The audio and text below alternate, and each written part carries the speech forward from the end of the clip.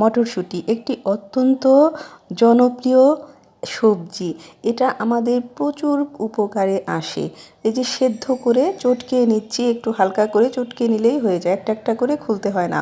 লবণ দিয়ে সেদ্ধ করে নিয়েছি, খুবই মজার জিনিসটা, সবাই পছন্দও করবে। এবং যারা নাকি গর্ভবতী মা তাদের খাবারে প্রতিদিন কিছুটা মটরশুঁটি রাখা দরকার। এটা আমাদের কিন্তু দৃষ্টিশক্তি বাড়াতে সহায়তা করে, কোলেস্টেরলের মাত্রা কমিয়ে দেয়, ভালো কোলেস্টেরল সহায়তা করে। এবং আমাদের এই মটরশুঁটিটা আমাদের মানে এতই উপকারে আসে, আমাদের ওজন কমাতে সাহায্য করে। এবং আমি একটু মরিচ দিয়ে নিয়েছি, মানে সিদ্ধ করে, যাতে মানে আপনাদের দেখার জন্য যে খেতে পারেন মরিচ দিয়েও, খুব ভালো লাগে আর কি, মরিচ দিয়ে একটু টেস্টটা বাড়ে। তাছাড়া একটু লবণ দিয়ে সেদ্ধ করেও মটরশুঁটি খাওয়া যায়। হ্যাঁ, এটা খাওয়া কোনো ব্যাপারই না।